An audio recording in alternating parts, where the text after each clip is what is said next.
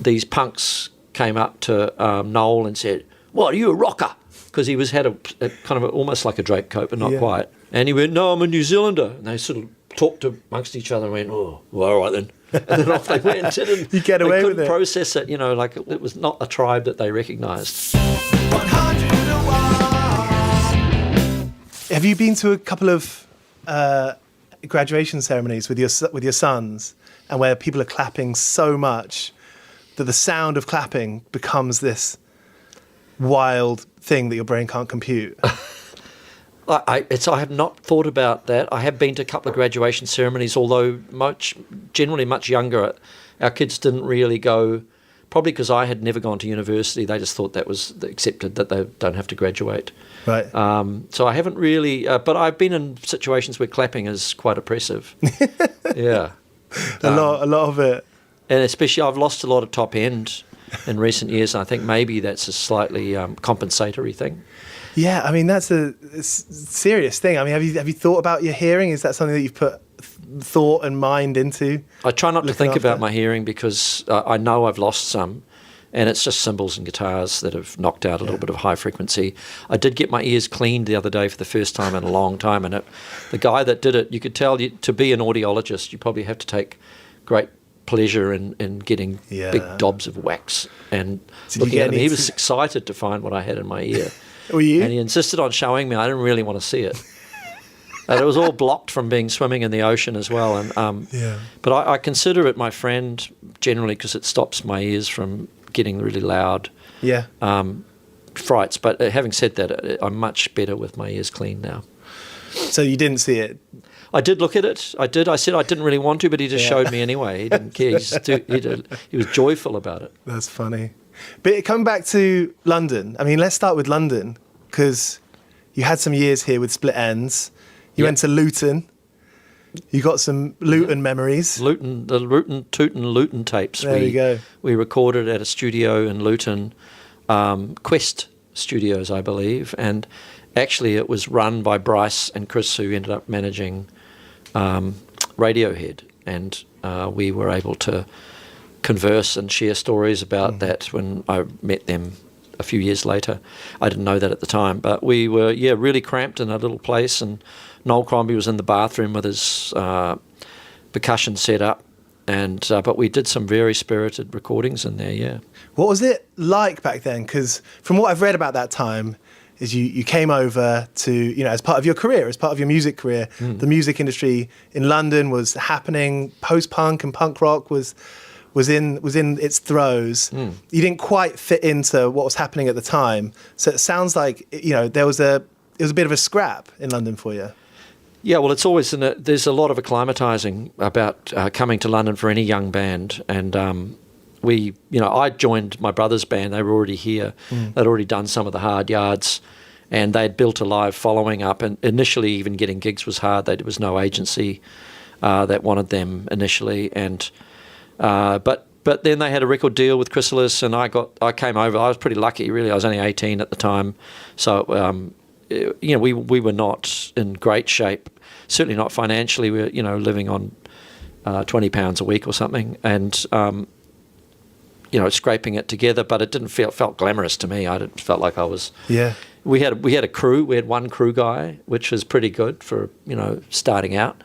And we were doing gigs and had pretty good audiences. We were playing to 500 people at universities, and so it was certainly not too scrappy. Bottom rung. I've not too scrappy, and I felt pretty lucky about that. But we were sort of at the tail. Punk was in full flight when the band was. We observed it, and initially we were actually taken in to some degree by that audience because they knew that we were extreme, and that was definitely of the moment. They wanted something but in the end it was too overtly art school for them. And in fact there was a story in Melody Maker written by somebody that took issue with Split Ends and Deaf School as being too art rock. Can we support them? Are they punk? And obviously we weren't punk. We were quite sophisticated in terms of the way we arranged our songs, but we had a pretty wild ethos at the same time. So the lines were drawn, but even just before I joined the band and they were first playing gigs here, they had like Susie Sue sitting on the front of stage and looking at Noel Crombie, who was the sartorial face of Split Enz and had the really crazy haircut and stood there and did nothing all night really, and then all of a sudden he'd break out after 20 minutes of doing nothing and do a dance, and everyone would go completely crazy, and then they'd watch him waiting for the next thing to happen, you know.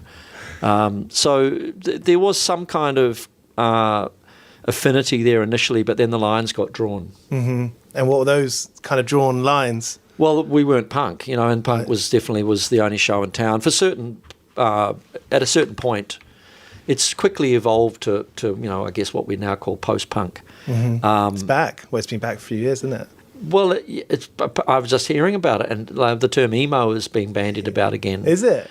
Yeah, apparently, yeah. It's like, you know, bands like Paramore and stuff who are...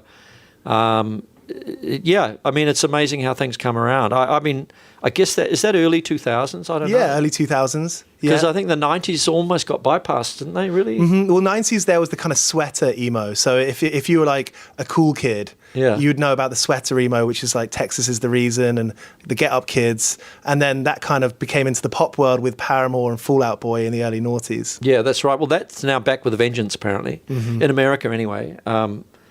Yeah, I mean, things come and go. We just sort of, we're always slightly adrift of the times, and so slightly adrift of the comebacks as well. But there is something quite nice about that as well, because we can't sort of be, we can't be thrown out with last year's fashion, you know. There's always going to be trends in music. You mentioned earlier how in NME and other magazines there would be this tribal thing. Oh, yeah. That no longer exists.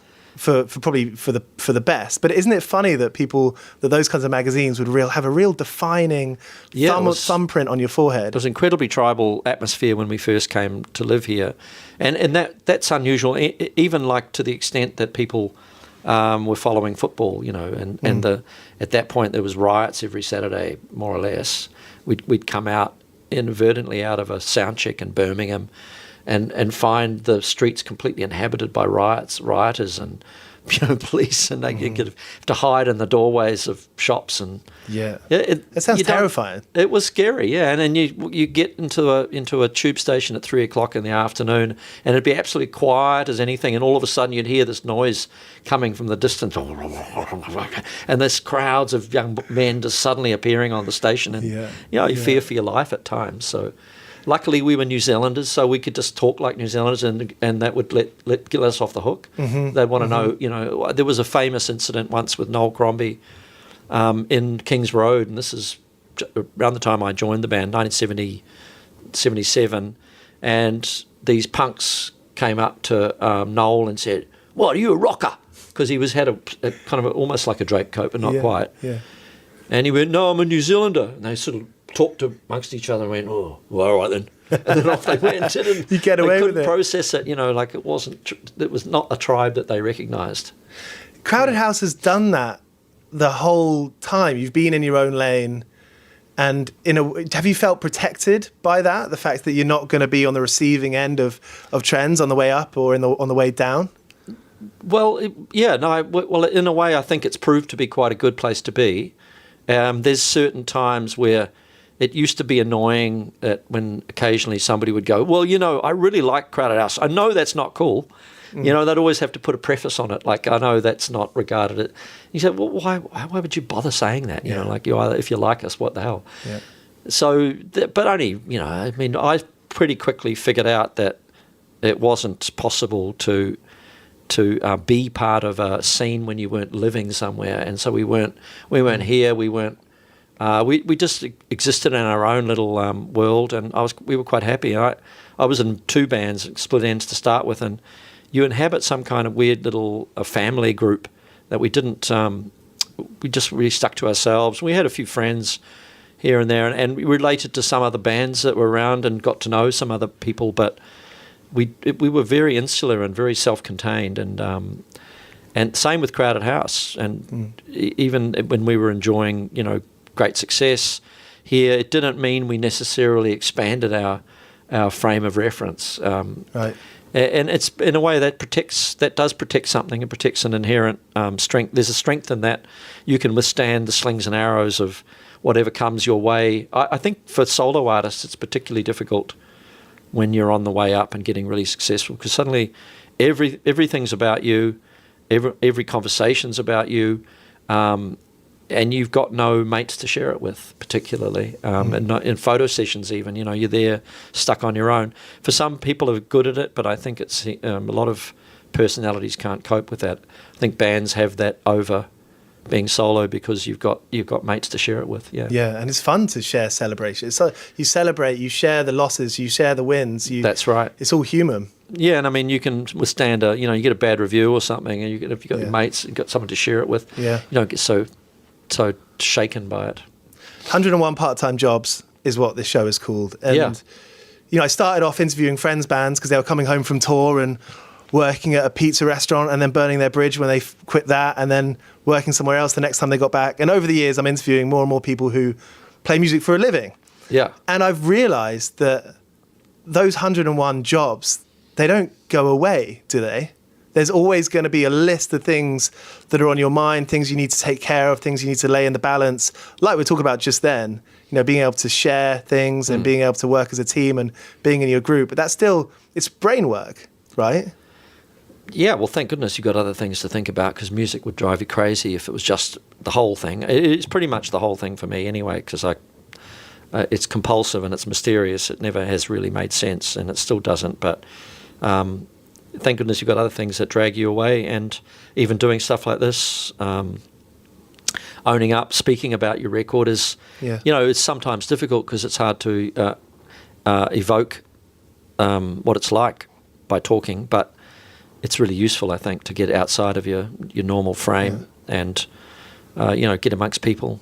Yeah, we hear about it we hear a lot about therapy now and how talking is a big important thing, and it's always been that way, right? I mean, I think in the way that you might say it takes a village to raise a kid, and if you're from a big family, maybe you're used to, even if you're shouting at each other half the time, you can understand one another and grow this kind of empathy. I think there's a lot to say for airing what you're thinking. Yeah, I mean, luckily families are good like that, because they don't usually pull any punches if you're getting a bit out of line. I've been lucky enough to have good family around me most of my life, and so I feel kind of blessed for that. Both your sons are on this record, aren't they? Yeah, they are. Yeah, both. Kind of blows me away that not only is it a wonderful thing on paper that you play music with your family, but actually they are two of the finest musicians I know, and we're becoming a really good, intuitive, instinctive band that jams and trusts each other, and that familial bond you can't really get with an ad in the paper. It's just something inherent. You understand where each other's going, and I had it with my brother. I still have it with my brother, and now with my two sons. So very lucky. And how will that realise itself when you're sitting down in a room and you're playing a song? Will one of them finish the chord sequence or finish the line, and you're like, that's what I was thinking? It's manifested in lots of different ways, and there's been the odd time we've been able to help each other with songs and stuff, but mostly it's just not needing to explain the way that my son that plays the drums, he just understands the way he plays the hi-hat is right there with the way I play an acoustic guitar, and it used to be the same with Paul Hester. There's just something inherent. You don't have to explain the amount of swing in the feel. Love a good bit of swing. And but that's a really critical thing about what makes most bands interesting is the amount of swing they have and the feels they have. Yeah. Ranging from extremely square. And there's some bands that, like some of the metal bands, are incredible, the way that how square their feels are, but that has its own power. And then, the more swing you get, the more sort of... Levon Helmish is the drummer. You get beautiful little amount of wrist into the hi-hats, and that's the kind of drumming that I like, and that's what Elroy's good at as well.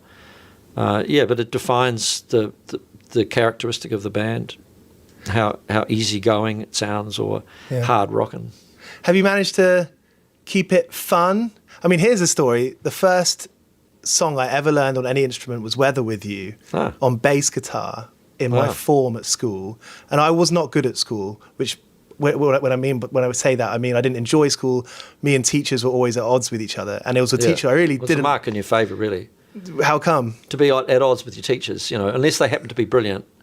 I think that was just a good individual thing to be, isn't it? A bit of, I guess, I used to think not, but then as I get older, maybe I guess you learn and you question you question things. You weren't into conforming. I mean, Yeah. we all, if we're lucky, we get one or two good teachers in our life, school days, and there it's worth paying attention and listening. But Yeah. most of the time it is, there's things to learn always, even with bad teachers. But I think there's something to be said for expressing your individuality as much as possible. This is it.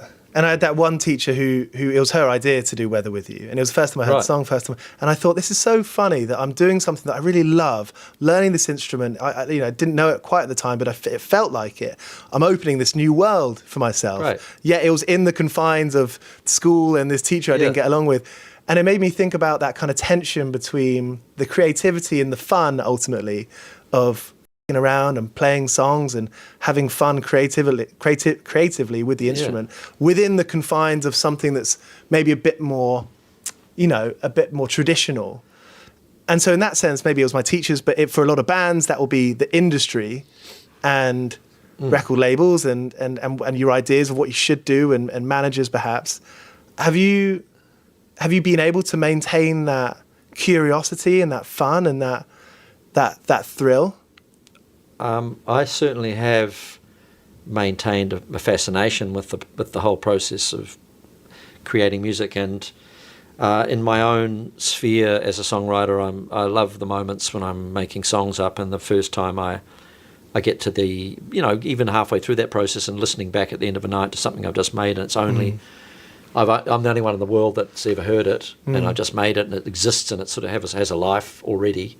That's a super thrilling moment, and fascinating, and then there's the beautiful moments in rehearsal where the band takes a song and it kicks into life, and you feel something in it that's a power that you didn't imagine when you wrote it. That's a tremendous feeling, and it's completely magical. And then that can happen on stage as well, where an audience will lift something to a great height and the band will kick into a new gear.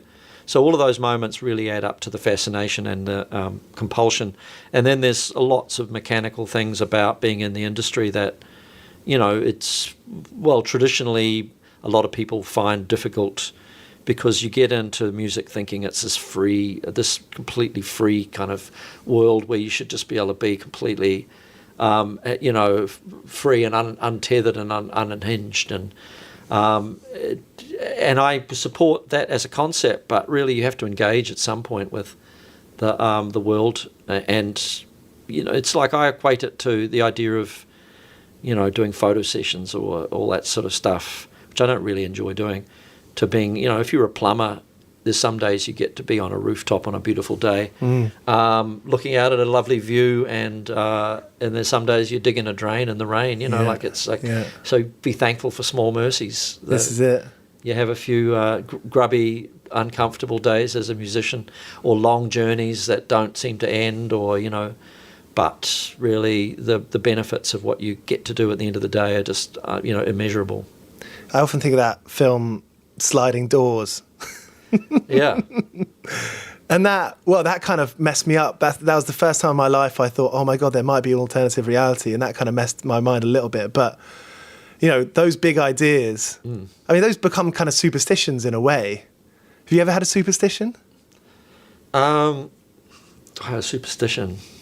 Not really, no. I don't actually. I'm not a superstitious guy. You're better off for it, I think. Yeah, I don't have a lucky pair of socks or anything like that. I have things that I've realised I prefer. Like I prefer not seeing anybody before a show, any guests, because I like to be in my own little space. But that's not a superstition. That's just process. Taking care of yourself.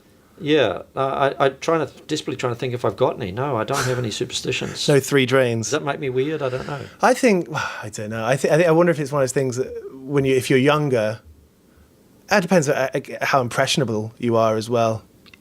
Yeah, no, I'm very much a person. I believe in certain acts of chance, and there are the coincidences are remarkable when they occur, but I think my take on it is that it's too big for me to imagine. The minute you start putting weight on that, then you start double guessing what you're doing.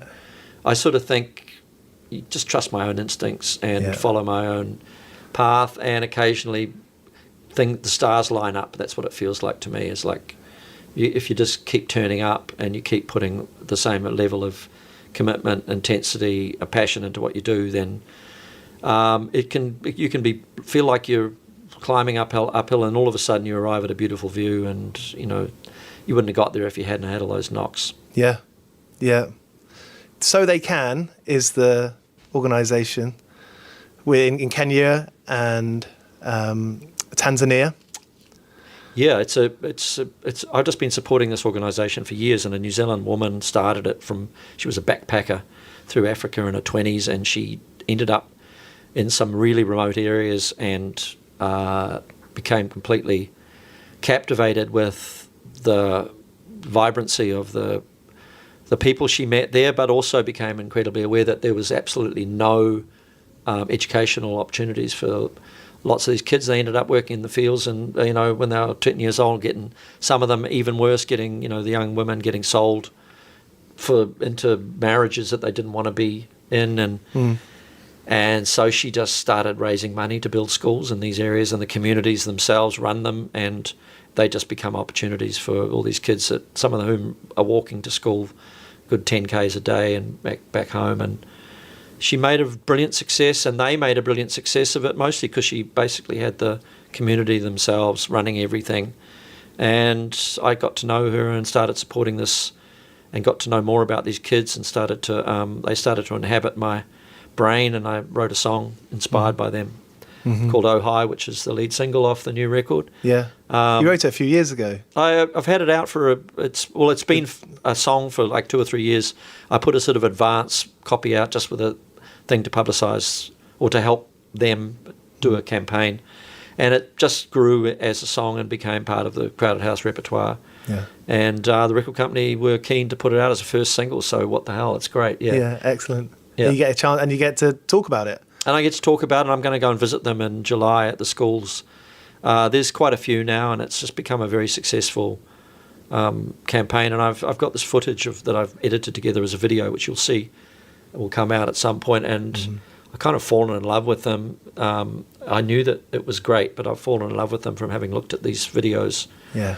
And just blown away by their magnificence, really, and become very, very aware that there's all these kids that are out of view and that we really need in the world, and they don't get it. If they don't get the simple opportunity to have an education, they don't have a chance to influence us for good and for us to learn from them. And heavens knows our culture, the Western world, has we've done some amazing things, but we've messed things up, something shocking. And I've got a feeling that some of the resources of Africa, South America have not been. We've got no idea how important they might be. Mm-hmm. So I'm trying to unlock a bit of goodwill. Speaking about big ideas, I guess seeing those communities and seeing those kids when it's a picture or a video, you get to know them in a way. Well, I did. Yeah, I was editing my own video. I had some video footage from them that I sent a crew out to shoot. And I just got to know them really well. Yeah. So I was and just totally taken with them, and going to go and visit them in July. And it just seemed like, especially now, it really feels like a lot of people are trying to find a way that to have an effect on, a positive effect on your time on the planet. Yeah. And the world's problems are so huge that a lot of the time you just go, I can't do it. It's too big for me. It's overwhelming. And maybe music is enough to play music, and it sets a really beautiful scene for people to have good thoughts and imagine good things. But it suddenly started to feel like I want to have something to work for when I'm out there making music. I want to have something I really believe in that gives it an even deeper agenda, and something I can affect. Mm-hmm. Something I can have a positive effect on, and something inspirational. So it's a two-way communication. I'm not expecting people to support a song because of this particular attraction to this cause. You don't need to know about that, really. The song should stand on its own, but for me it gives it a lot more depth and a lot more reason to work hard. You've got involved in legendary New Zealand punk rock label Flying Nun Records. I was for a time. I'm not now. It's moved on to its original owner, back to the original owner and somebody who was deeply involved in it. But there was a point where I got involved and put some support into keeping Flying Nun alive, really, because it was probably about to go down, maybe forever. And there's such a long legacy of great music come through that label that it would have been a great shame. So I think it's transitioned, and it's now in a pretty good shape. For people who don't know Flying Nun Records, I grew up with punk rock and hardcore and only just discovered them a few years ago. I've heard of The Clean, and Anything Can Happen was on so many playlists I had on Spotify. But for people who don't know about Flying Nun Records, how do you sum them up to someone you've just met? They were a backyard record label in Dunedin, came out of Dunedin in a period where there was a lot of bands suddenly sprung up in Dunedin University. And I would say there was diversity within those bands, but I think there was a lot owed at the time to bands like Velvet Underground, probably some of the English bands, Joy Division was huge in New Zealand, actually. It was number one record in New Zealand, Love Will Tear Us Apart. That was the number one? It was a number one record in New Zealand. Was the number one in England? I don't know that it was, but yeah, I'd have to Google that. That's cool. So were people getting it on import? And paying a lot of money for it. How did it work? In those days, it was people coming back and with some in their suitcase, and there was probably the John Peel show was. It wasn't listening to live, but maybe that was getting. Yeah, New Zealand had a pretty alternative scene. There was nothing going on in New Zealand really at the time, and then all these bands sprung up in Dunedin, and a little community, and they were supportive of each other. It was very much, do-it-yourself mentality. Records often didn't sound very good, but they had a real spirit, and people couldn't play necessarily that well. I guess it was at the time just post-punk. And they were kind of a bit snooty and sort of didn't like anything else. Just it was all as bands should be. They should always be completely dismissive of everybody else. And we were probably, I think Split Enz probably enjoyed some favour in the early days with those people, but we were probably dismissed as soon as we got successful. But that's as it should be as well. Flying Nun has given me the impression that they were so welcoming. They were like, hey, if you're 16, you're trying to get into a show, we'll help you in, or if you write in, we'll send you a handwritten thing left. Is that what you're saying, that there was that kind of contempt that bands had for each other, but Flying Nun Records were different? No, Flying Nun were really supportive of each other and a little do-it-yourself backyard sort of scene for sure. I'm just saying within that community they were probably contemptuous of all the mainstream acts. Anybody getting successful, because they were like, and they had a few charting. Like I think The Clean actually charted in New Zealand on their first couple of records. But excellent. To chart in New Zealand, you probably only needed to sell 100 records in a week. So. Do you like the Beths? Yeah, I do like the Beths. Yeah. I think they're they've toured with us a little bit. Oh, nice. We've done a few shows with them. Yeah, they're nice people. So the new record's called Gravity Stairs. Yep. Have you ever fallen down the stairs?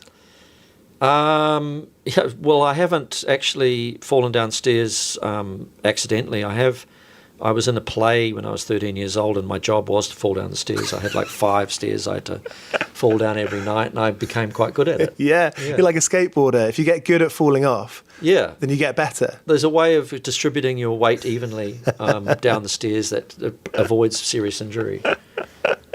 That's good. Yeah. Well, did anything come of that potential acting career? Not really. I quite enjoyed it, but it was a little theatre thing in my little hometown, and apart from really fancying the director's wife, that was about the only thing that I remember about it, really. As a 16-year-old, it was a hopeless infatuation. 101 part-time jobs. You've had the ultimate part-time job of playing in Fleetwood Mac. It was a really unusual turn of events that you get asked at a point where I thought I knew, had a very diverse life as a musician, and I thought that was probably about it. I wouldn't, nothing else could come along, and all of a sudden I get asked to join Fleetwood Mac. So yeah, that was 2018. The blue. I think it was 2018. Yeah, just it was. Well, we got the whole thing done before COVID, so that was kind of handy because there was like 80 shows or something. But yeah. Were you scared about messing up? What were the kind of anxieties you'd have going into that job? Well, different sets of pressures, because I'd only ever been the lead singer, or in my brother's band I was one of the singers. And it's your own songs, and it's a different. This was a completely different. I was stepping in and having to learn somebody else's songs, and I really wanted to do them justice and Yeah. stand up for it. And they're an amazing band with an incredible legacy of songs. So I was aware, and I was stepping into Lindsey Buckingham's shoes.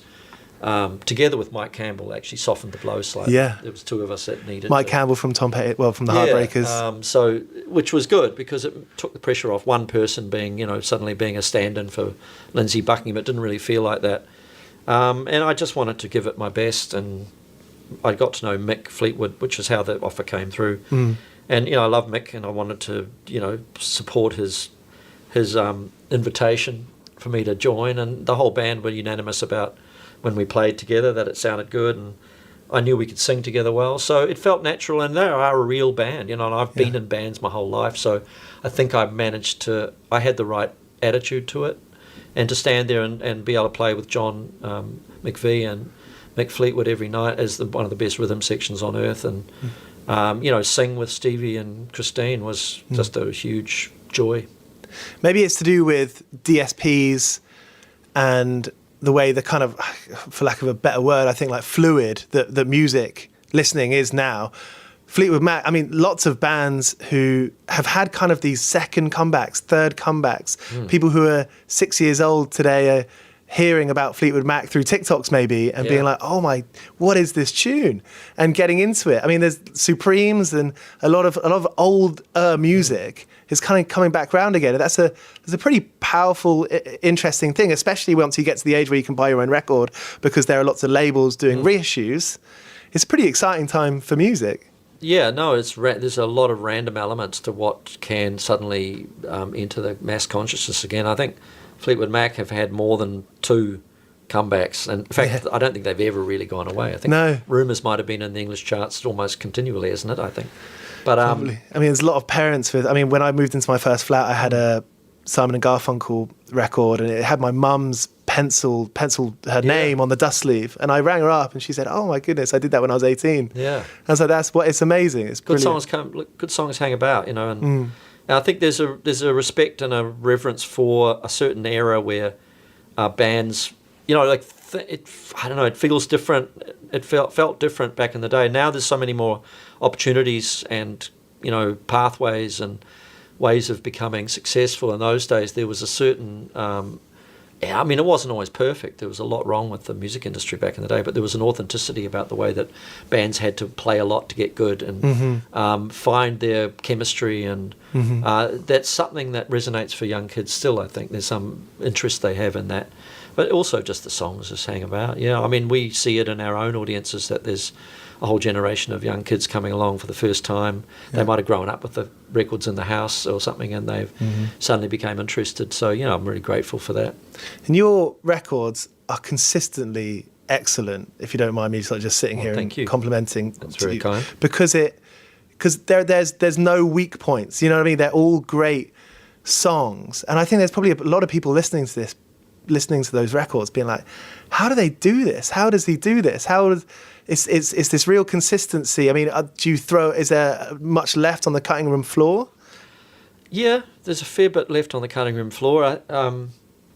As I said before, it's a mystery how it is, but I know that I've got a lot of endurance for the process now, and sometimes it takes the endurance because there's days go by where you can't really make anything that sounds even vaguely musical, and then all of a sudden, just because you turned up every day, a couple of things shift. There's a couple of, you change one little bit of phrasing or a few words here and there of a song you're working on, and it suddenly clicks and you go, now I've got something.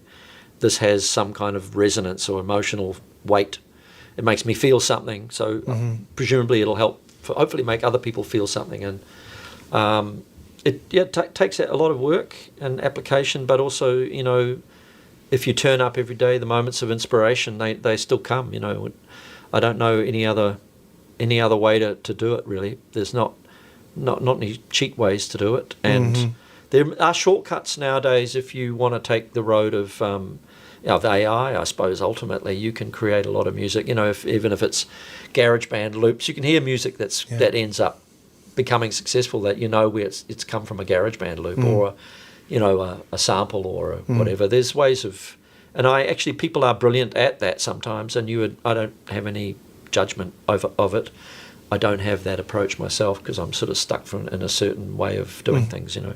I know that you've met Mac DeMarco a couple of times.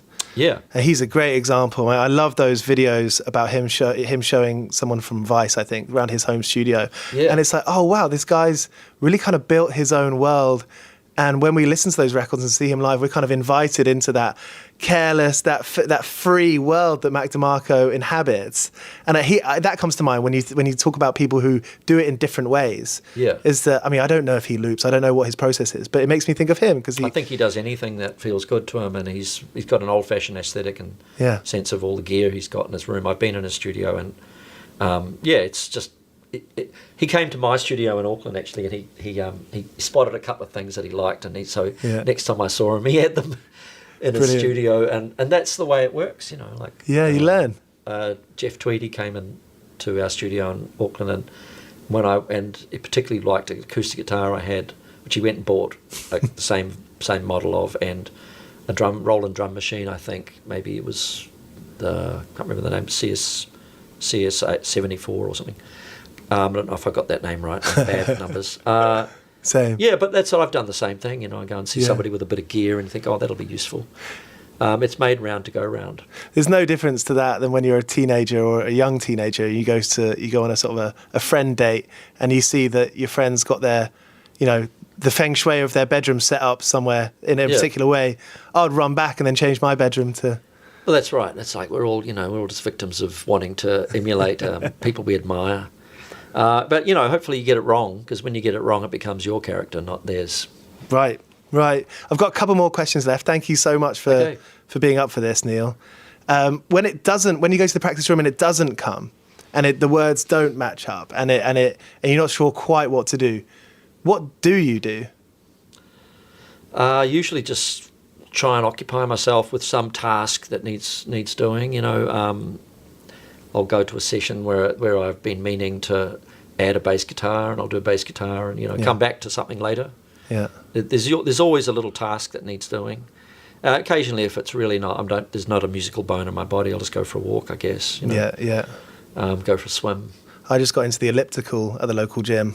Oh. And I do my emails, or I do whatever I need to do, and because I go off working off like a creative mindset. That's where my fun is. Yeah. So once I do that, it has.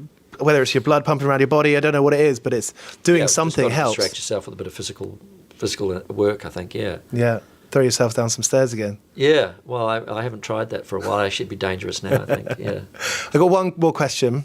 Yeah.